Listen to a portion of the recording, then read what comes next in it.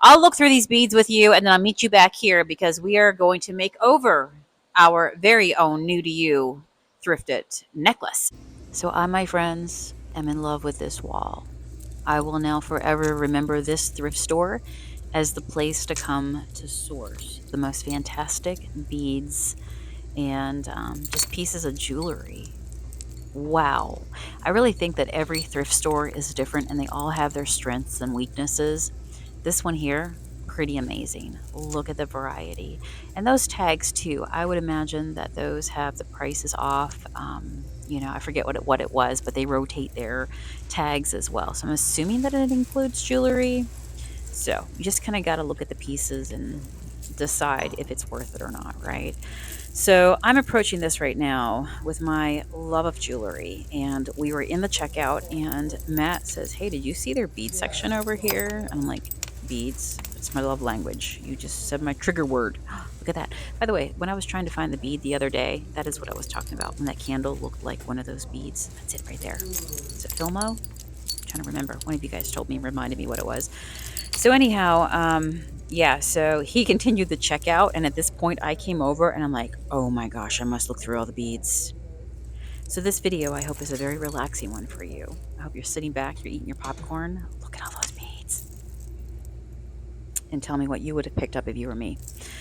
Um, yeah, so there is a lot of jewelry here, and I'm looking at this now from the perspective of my just enjoyment of making jewelry and just taking different components. There was a time when I thought that, a necklace tarnished or, um, an earring just kept falling apart, that, you toss it out because I had no idea how to fix it. I, for so long, had worked and concentrated on the paint world, on my paint company. Everybody knew me for painting. And then, of course, just rhythms of life changed and the market conditions changed, and we no longer make our furniture paint. We do, of course, side note, have our acrylic paint set for like canvas artists. That's on my Etsy shop. But now, at this juncture of my life, I find myself just having fun and exploring other hobbies, other interests. I'm a creative. I love that feather. Oh my goodness. And so I've been making a lot of jewelry and it's been going really, really well. I find that taking apart jewelry, making jewelry, it's just, I don't know, it's giving me a fire back again. I miss that part of my life. It was a love hate thing, I think, looking back, because it was a lot of work. Oh, look, a piece of sea glass that somebody hung on a necklace. Look at that. Oh my gosh. I think I'd have to tumble mine a little bit more before I turned it into a necklace, unless I was just wearing it myself, not for resale. I just don't want anybody to get hurt on the glass.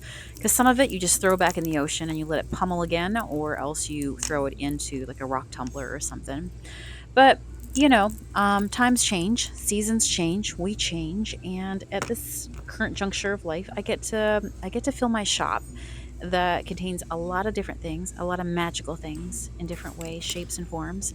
And creating just beautiful jewelry has been, yeah, it's just been wonderful.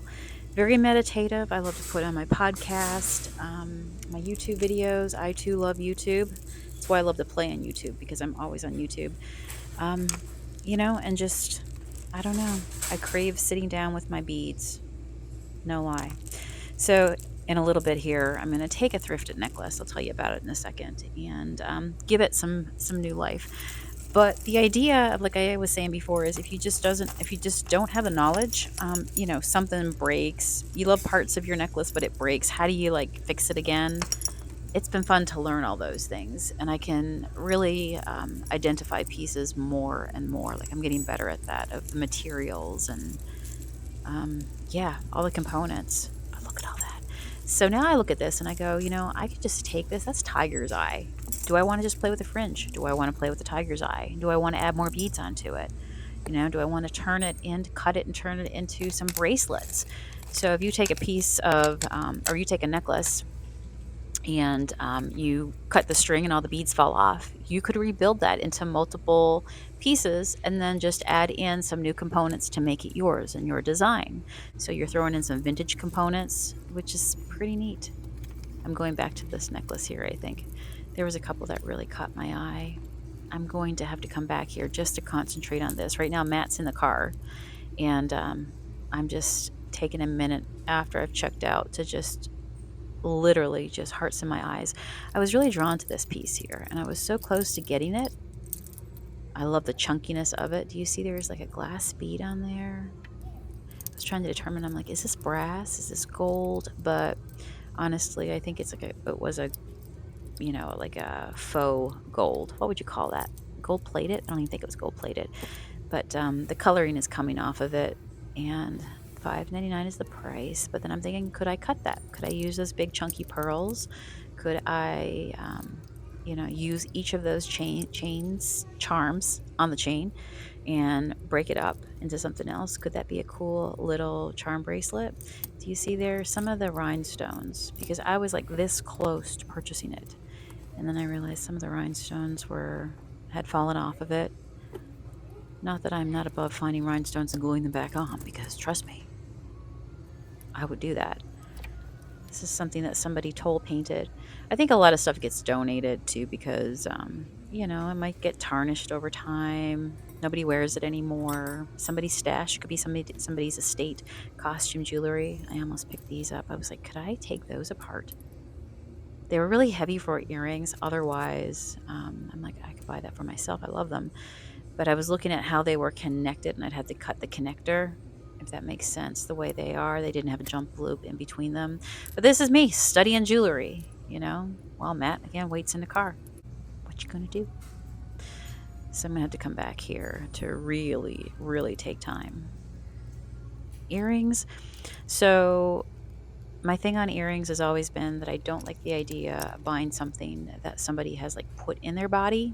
It's just a personal preference. I'm sure there's things that you could do to sanitize, but for me, I just would like, I don't want to share the same ear wire as somebody else. I love these. But here's what I was thinking. I actually stopped and held these up to my own ears because I'm very drawn to them. But here's what I would do in that case. I've decided now with my knowledge, I would actually add a whole new ear wire.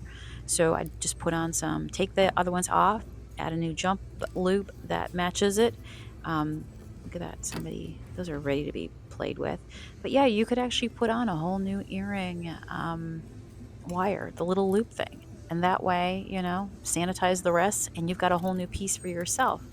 So that's kind of opened up my thought process. I've been busy making kitty cats. Maybe in my next video, I'll show you. They're already selling. Actually, I did a mini launch and that first lot sold out completely. And so now I'm making more. But yeah, it's fun. It's a very, very fun world. This is a wooden one. But I love the carved creatures. I love the critters. That's cute too. I've been really into my bangles. Maybe there might be some regret that I didn't take that green one right there. I had it in my hand, but I put it back. I do like, I like the clickety clack. Okay, here we are. Let me tell you about this project today. This is a new to me, new to a friend. Has seen many moons of life, but a friend of mine recently just gave that to me. Actually, this week gave it to me, and so I was really inspired after going out to that thrift store yesterday to be like, okay, I'm going to take this on as a project today and give it some new life. She said that she just didn't wear it and it was just hanging and she wasn't doing anything with it. So she said, I think that you would really like it. And I do like it. I love it a lot. As I say, I've been learning a lot in the jewelry world. And when we get out and we do our cross country travels to gem shows and bead shows, I love it because it's also educational. You get to meet with people who have so much knowledge. And today, by the way, these stones right here are garnet and smoky quartz. So you got your red and then you've got your brown, which I really feel will go good with this. And there's some red pieces on here. But one of the things that I was so happy about is that I was able to tell what this necklace was made of. So I had had many conversations on my last bead show trip with a family from South America, and they were telling me about a nut that is known in the bead world as natural ivory, but it's not actually ivory. It's literally seeds from like certain palm trees. And so it's known as vegetable ivory because you can do all kinds of carvings with it. So here at the shop, I ended up buying a ton of beads from them in all different shapes. And they're even dyed into different, different colors and things. But I learned about how popular and just special this particular. There's wooden beads on here, but also there is the taguna nut. I think it's spelled Tagua, taguna. So I added my own crystals. I added my own clasp. I made it my own length and love this piece. Can't wait to show my friend what it looks like now. She just might want it back. I don't know.